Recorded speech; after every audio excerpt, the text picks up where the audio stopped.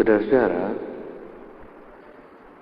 perjalanan 1 tahun memang kalau dihitung cukup lama,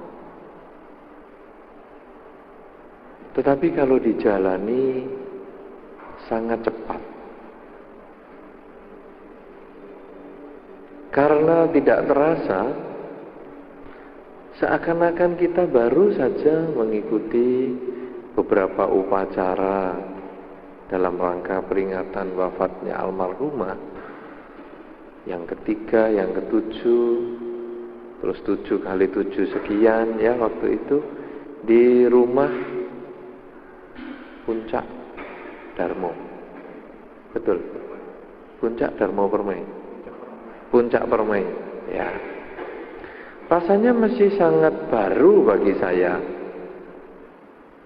Tapi ternyata hari ini sudah setahun almarhumah meninggalkan keluarganya. Saudara-saudara, kematian ini memang merupakan satu misteri kehidupan. Padahal setiap orang pasti akan mengalami kematian. Dan juga kita sudah berkali-kali mengalami kematian.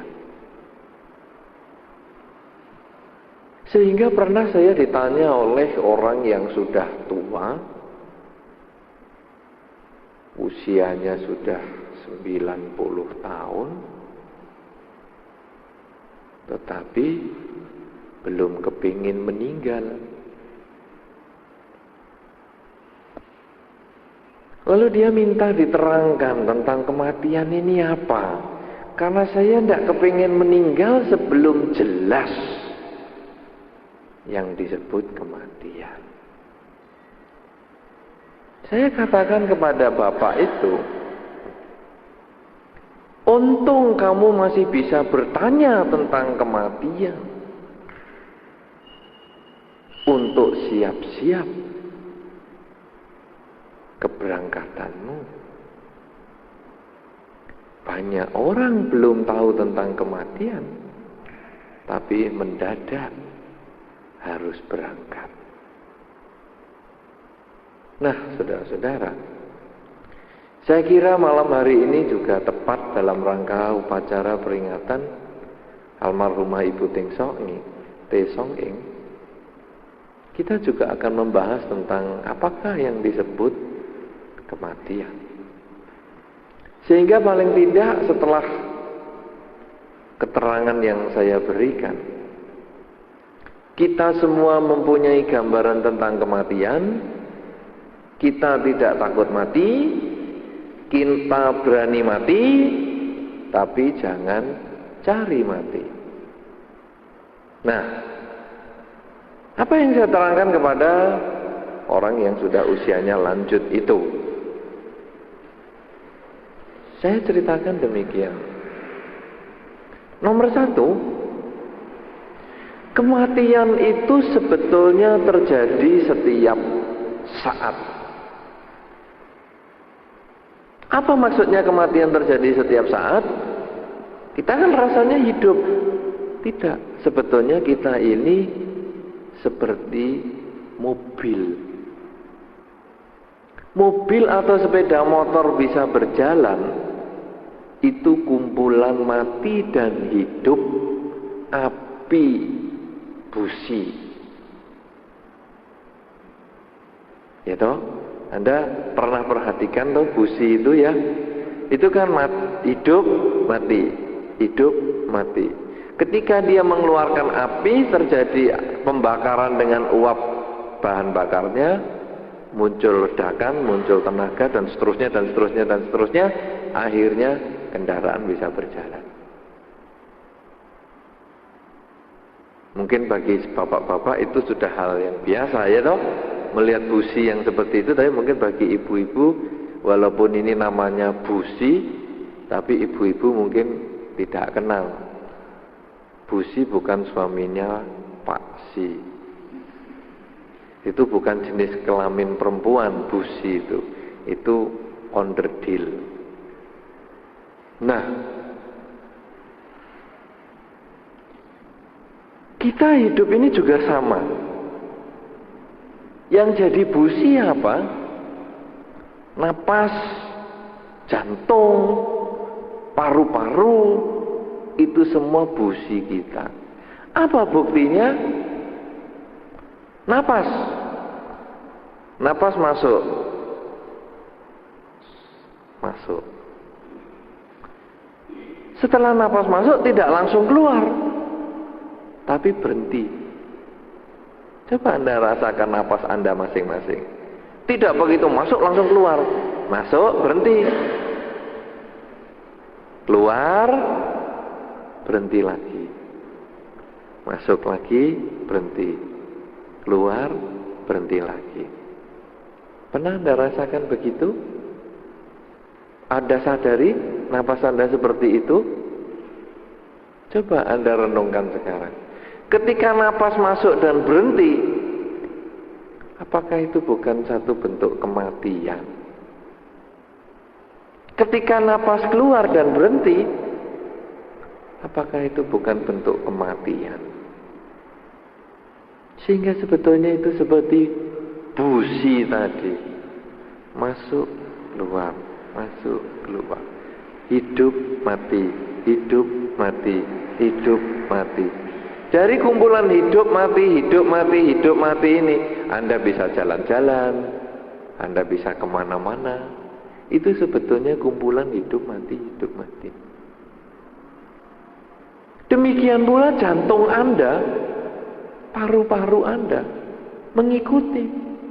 Paru-paru Anda ketika napas dikeluarkan mengempis. Begitu mengempis, napasnya keluar, berhenti. Lalu napasnya ngembang lagi. Paru-parunya mengembang lagi. Sedot napas, berhenti. Kempiskan lagi, berhenti. Sedot lagi, berhenti. Kembang kempis, hidup mati, hidup mati, hidup mati. Jantung kita juga begitu. Pompa jantung, dek. Berhenti. Buka jantung. Tekan, buka, tekan, buka. Makanya orang sakit jantung itu bisa buka, nggak bisa neken lagi. Neken, nggak bisa buka. Kram jantungnya. Itu sakit jantung. Jadi dipegangi dadanya begini. Dipegangi ya tidak bisa apa-apa. Oh, jantung itu di dalam paru, di dalam tulang rusuk yang dipegangi dadanya. Tapi itulah sakit jantung. Itu kan juga hidup mati, hidup mati, hidup mati. Nah, itu yang saya terangkan pertama kepada orang tua tersebut. Nomor satu sebetulnya kita itu kumpulan hidup mati, hidup mati. Lah kematian itu hanya urusan yang lebih besar. Tapi sebetulnya sama. Loh kenapa? Anda tadi dari luar, lalu sampai di sini. Sebetulnya Anda itu mati di luar, lahir di sini. Coba ketika Anda di sini kan dicari di luar kan nggak ada. Anda mati sudahan itu di luar. Tapi sebentar lagi Anda mati di sini. Kenapa? Anda sudah tidak ada di sini, pulang ke rumah. Di rumah ketemu lagi. Loh, ini hidup lagi. Anda sendiri juga mati, hidup, mati, hidup. Keluar, masuk, keluar, masuk. Iya toh? Di rumah Anda sekarang Anda sudah mati. Anda lahir di sini. Sebentar lagi Anda pulang ke rumah, Anda mati di sini. Lahir di rumah. Nah, apa yang disimpulkan si orang tua? Ini yang bikin saya kaget. Saya kan hanya menerangkan itu tadi. Jantung, napas, masuk, keluar, mati, hidup, mati, hidup. Kita hidup juga seperti hanya melewati pintu dan ruangan, mati, hidup, mati, hidup, mati, hidup. Apa yang disimbolkan orang tua itu umur 94 itu? Dia mengatakan begini, Bante, kalau begitu orang mati itu tidak merasa dirinya mati.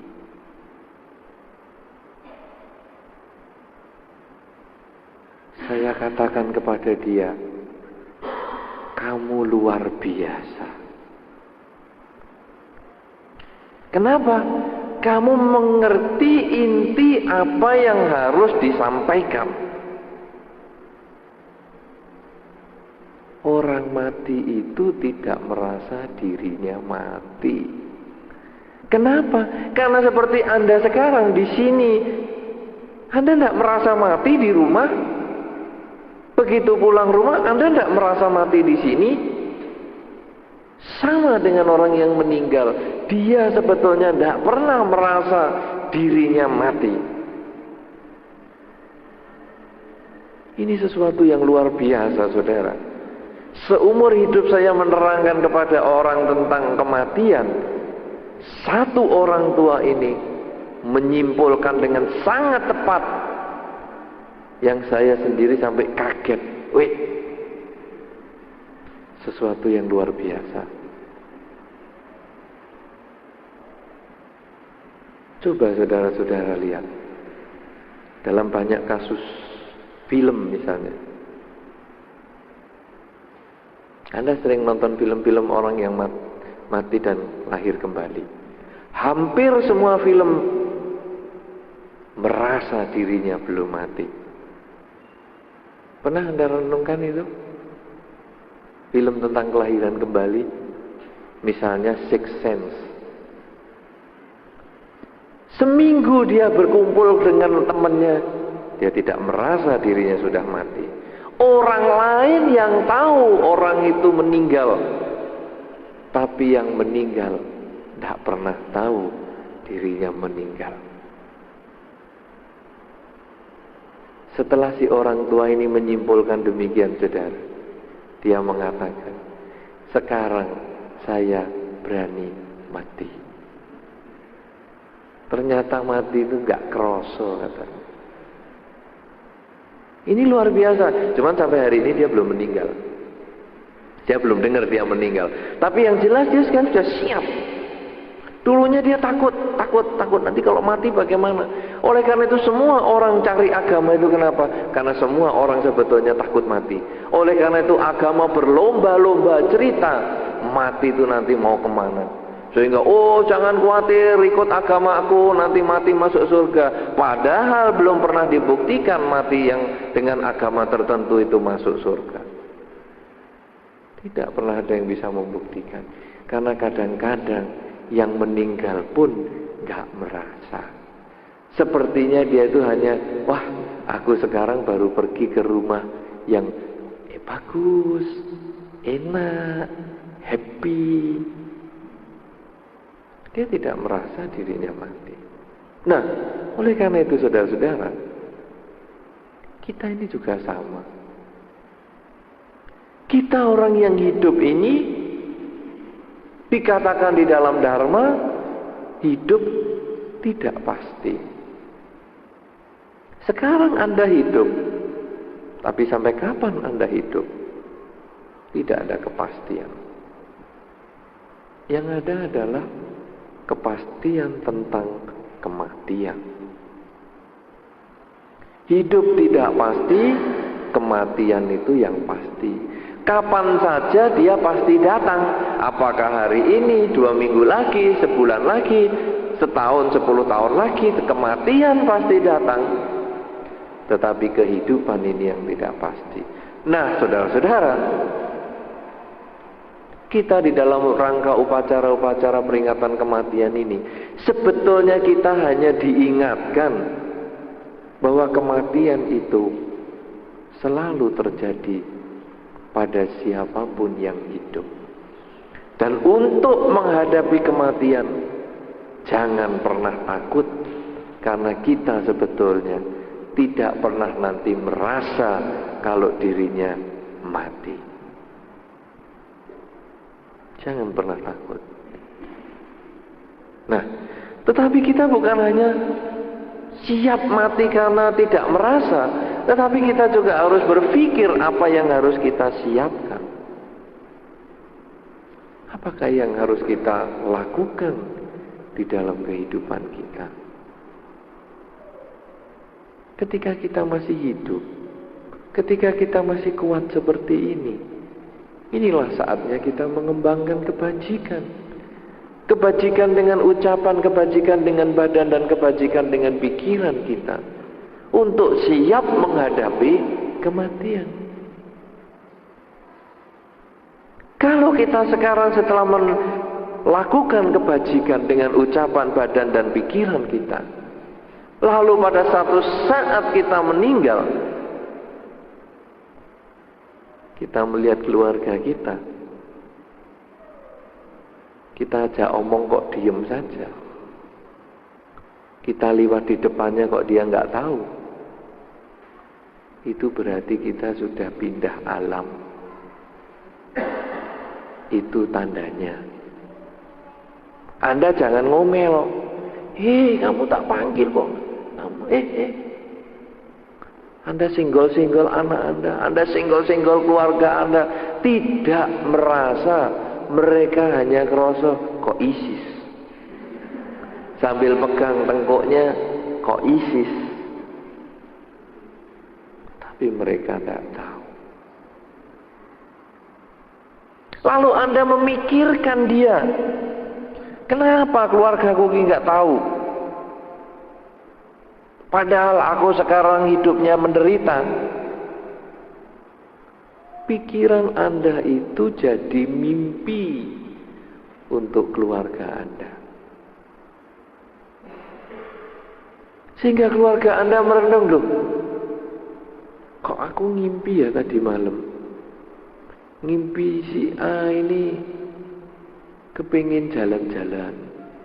Kenapa? Karena pada saat itu Anda berpikir, aku kok gak bisa jalan-jalan sama keluargaku. Muncullah mimpi itu. Oleh karena itu saudara-saudara, ini bekal untuk kita. Karena mati itu gak terasa. Salah satu tandanya komunikasinya putus. Anda hanya lihat orang di rumah Anda banyak, tapi Anda duduk berjalan di depan mereka, Anda tidak pernah ada yang mengajak omong. Yang mengajak omong nenek Anda, kakek Anda, leluhur Anda, tetangga Anda yang sudah sama-sama meninggal. Ingat ini, karena ini modalnya Anda.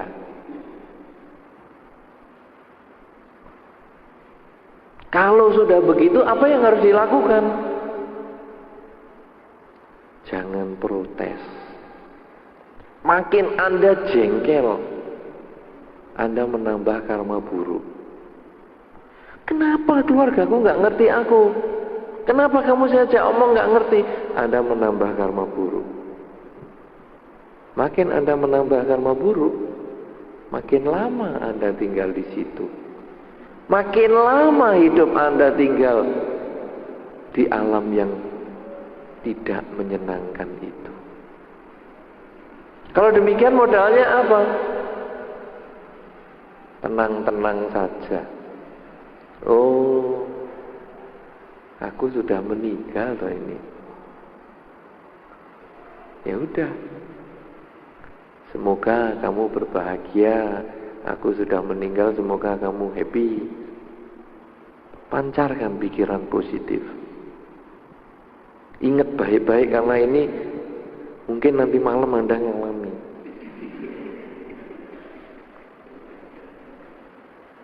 Karena kan nggak ada yang tahu toh. Bisa Anda yang ngalami, bisa saya loh yang ngalami. Pancarkan pikiran positif. Ya, semoga kamu happy. Semoga semua makhluk hidup bahagia. Semoga semua makhluk hidup bahagia. Pada saat Anda sering mengucapkan itu, timbunan kebajikan pikiran Anda berbuah, Anda langsung rasanya pindah alam lagi. Sekarang yang aku lihat lain. Seperti di mall. Terang, lampunya terang sekali, tapi nggak ada lampu yang begini. Hanya terang tapi nggak ada matahari. Sejuk tapi nggak ada AC. Dan Anda lihat semua wajah itu happy. Ada sebagian yang Anda kenal, ada sebagian yang tidak Anda kenal. Itu Anda sudah pindah kapling lagi. Anda sudah tidak lihat rumah Anda lagi. Anda tidak lihat keluarga Anda yang hidup lagi.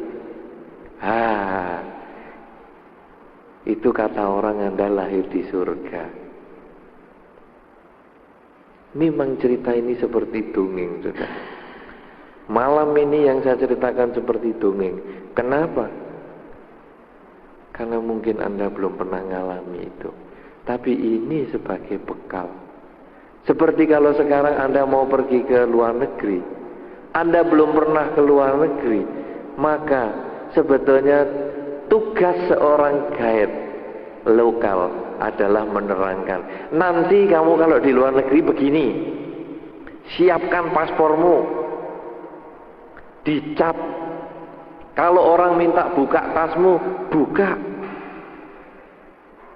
Nah, nanti kamu naik taksi ini, naik bis ini, naik bis itu. Ini guidance, petunjuk yang Anda perlu ingat baik-baik. Nah, banyak orang yang meninggal tapi nggak merasa itu stres. Waduh, ini bagaimana keluargaku, ini bagaimana? Nah, itulah sebabnya kenapa umat Buddha mengadakan upacara pelimpahan jasa.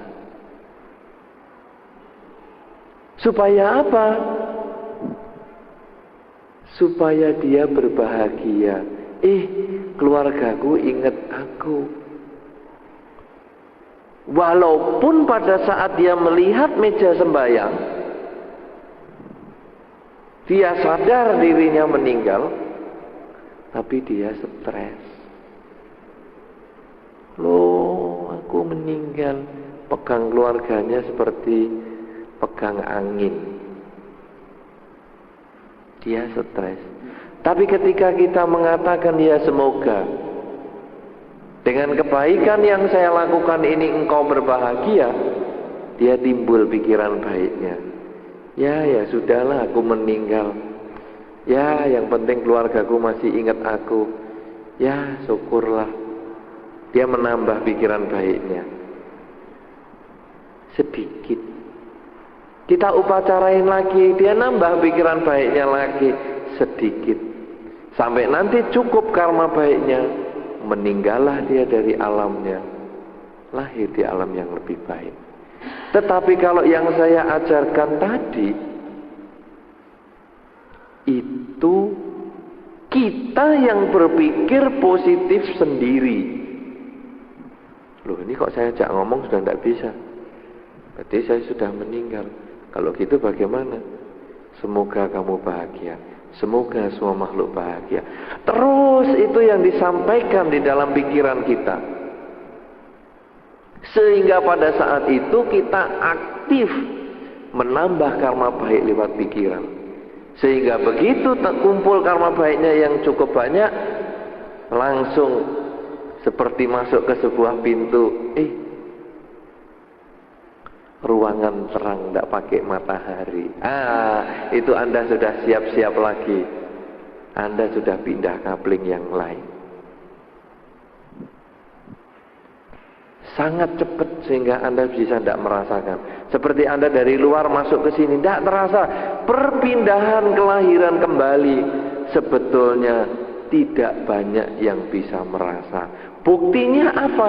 Anda lahir sebagai manusia, Anda nggak ingat ketika Anda sebelum jadi lahir sekarang ini. Kenapa? Karena Anda tidak merasa kok. Anda seperti mengikuti satu proses yang wajar sekali. Karena itu kematian bukanlah sesuatu hal yang perlu ditakuti. Jangan pernah takut mati, walau nggak perlu cari mati. Karena sebetulnya kita tidak pernah merasa bahwa diri kita mati. Tapi aktiflah berpikir yang positif. Bagaimana sekarang supaya lahir kembali dan kita tetap berpikir positif? Mulai sekarang sering-seringlah, perbanyaklah ucapan semoga semua makhluk hidup berbahagia. Sabe sata bawantu sukitata. Ulang sebanyak yang Anda mampu bisa kerjakan setiap saat. Apa tandanya kalau itu sampai bisa terbawa mati nanti? Ketika Anda mimpi dan Anda takut pada mimpi Anda bisa ngomong sabi sata bawantu sukitata. Semoga semua makhluk berbahagia. Pada saat itu Anda boleh siap-siap mati. Kenapa? Berarti Anda sudah membawa sabi sata bawantu sukitata itu di dalam diri Anda. Sekarang coba, Anda kan kadang-kadang ngalami mimpi buruk. Pernah nggak Anda mengucap sabi sata di dalam mimpi Anda? Pernah? Tunjuk jari. Pernah? Belum? Sekarang belum terlambat untuk menyiapkan. Daripada nanti Anda lihat keluarga kok diem saja terus stres.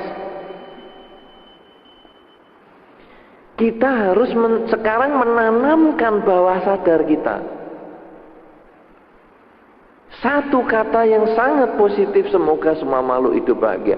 Karena itu modal Anda di kelahiran yang sekarang, tapi juga kelahiran yang sekarang, sampai yang sekarang maupun yang akan datang. Tandanya mimpi harus ngucap semoga semua makhluk bahagia. Kalau Anda sudah sampai situ berarti Anda lulus. Sebelum Anda sampai situ, perbanyak. Anda ngimpi pergi ke wihara. Apa yang Anda lakukan? Pernah ngimpi pergi ke wihara? Pernah enggak segini nih? Pernah. Apa yang Anda lakukan? Sembahyang? Ngomel? Jalan-jalan? Anda kalau sudah bisa ngimpi ke wihara, termasuk sudah lumayan. Berarti Anda sudah selangkah lebih maju. Paling tidak kalau nanti Anda pindah alam yang dicari wihara. Jadi loh, ini kok semua orang kok nggak mau diajak ngomong. Udah aku stres masuk wihara. Lumayan. Daripada ke bawah jembatan, ke pohon-pohon yang tidak karu-karuan. Karena nanti di sana itu Anda bukan melihat jembatan dan pohon, Anda ketemu teman Anda. Ini ada teman nih di sini. Nah, ngomong-ngomong di situ 5 menit, di alam manusia bisa 10 tahun. Anda tinggal di bawah jembatan. Begitu hujan, aduh, kenapa aku nggak tahu rumahku? Mana rumahku? Begitu berpikir demikian keluarga atau lingkungannya yang kontak batinnya ngalami mimpi, si A minta rumah, hujanan. Dia tidak sengaja minta rumah itu, dia hanya stres. Loh, aku nggak punya rumah, mana jalannya? Kemana tempatku? Kok dari tadi aku cuma di sini, di bawah jembatan? Seperti itu, saudara, alam semacam sana. Oleh karena itu, saudara-saudara, ayo kita masukkan semoga semua makhluk hidup bahagia itu dalam pikiran kita.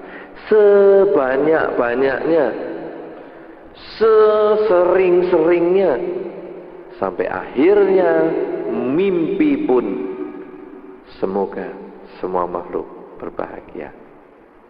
Apa Anda bisa menyebut Namo Tassa Bhagavato Arahato Sama Sambuddhassa?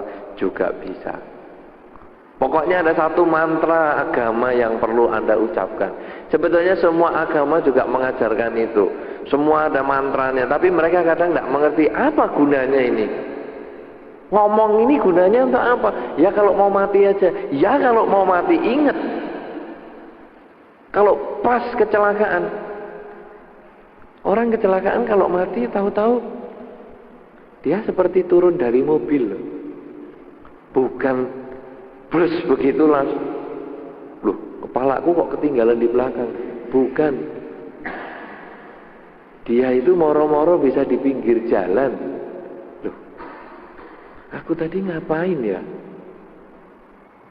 Dia bisa berdiri di pinggir jalan pelongo-pelongo. Apa ya? Dia tanya sama orang, mas, kok diam aja? Nah, satu ketika Anda sampai di pinggir jalan, tidak ada orang yang mau diajak ngomong, Anda toleh-toleh, mungkin kendaraan Anda sudah dibawa kereta api jauh. Mungkin palang keretanya lupa ditutup. Tidak merasa karena saking cepatnya. Ibu-ibu yang suka masak, kalau ngirisin sayur, saking tajamnya pisau, kan nggak terasa kalau luka. Tahu-tahu loh, kok perih. Itu sama dengan kelahiran kembali. Brus begitu nggak terasa apa-apa. Loh, kok saya di pinggir jalan ini ngapain? Dan dia bisa nungguin di situ. Lalu kalau ada mobil lewat, stop. Wah, orang lihat, ini ada orang nyebrang, dibanting, blung, nah dapat temen.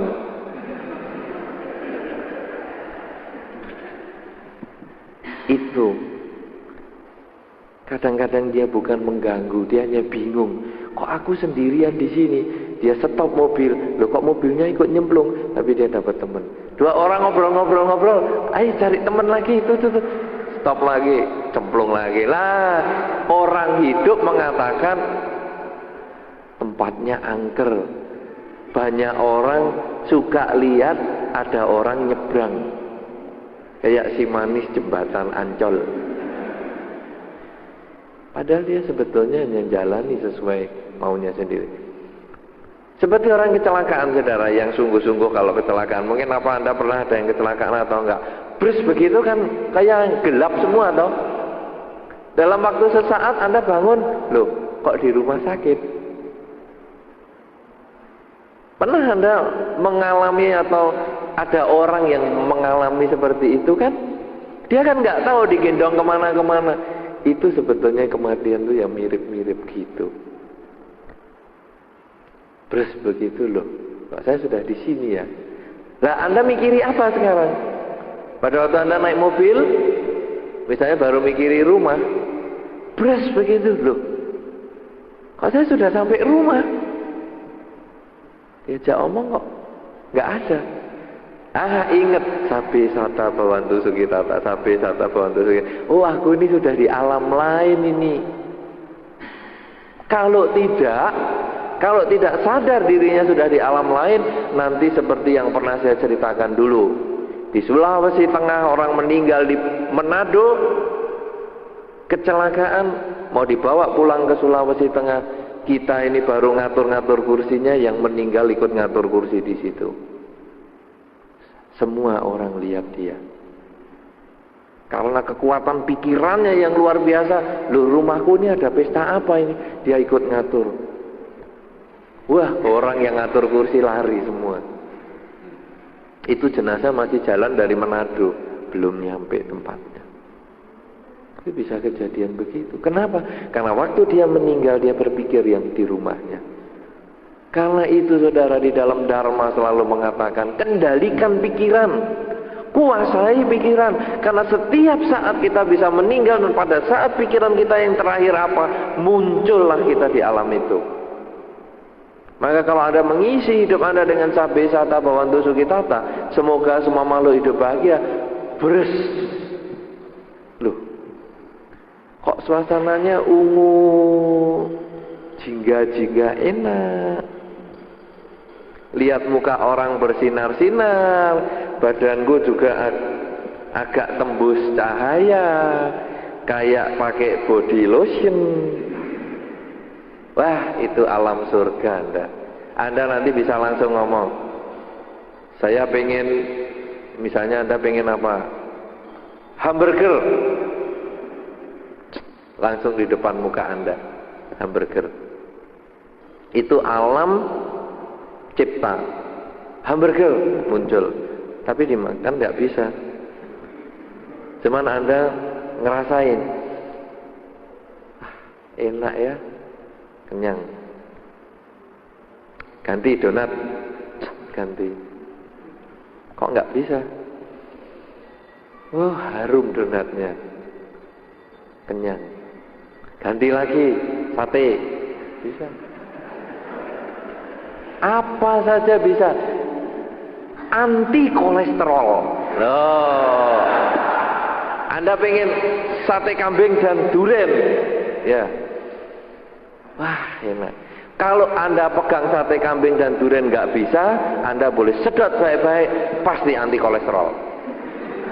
Tapi kalau sate kambing dan durian ini bisa dipegang, digigit, hati-hati. Sebentar lagi Anda hanya lihat sate kambing dan durian itu tadi. Badan Anda kemana Anda sudah nggak tahu lagi. Kok ringan ya? Saya mau jalan ke sana kok. Bus, lo sudah sampai. Bus, lo. Oh, gara-gara sate kambing dan durian.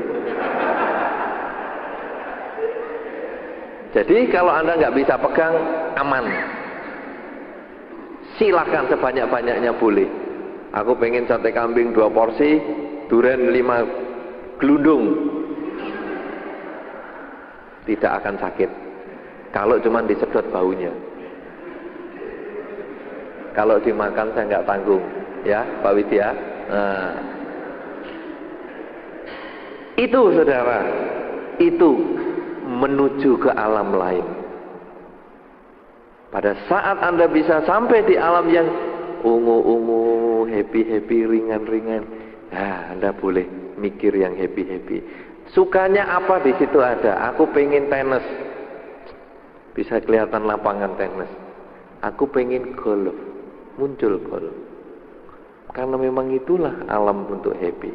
Tapi itu adalah cerita yang mungkin Anda sulit bayangkan, tapi paling tidak itulah kenyataannya. Karena itu sekarang yang paling penting yang perlu Anda kerjakan di saat ini adalah memasukkan kata-kata semoga semua makhluk hidup bahagia, ya, sehingga Anda nanti siap setiap saat Anda putus komunikasi dengan keluarga.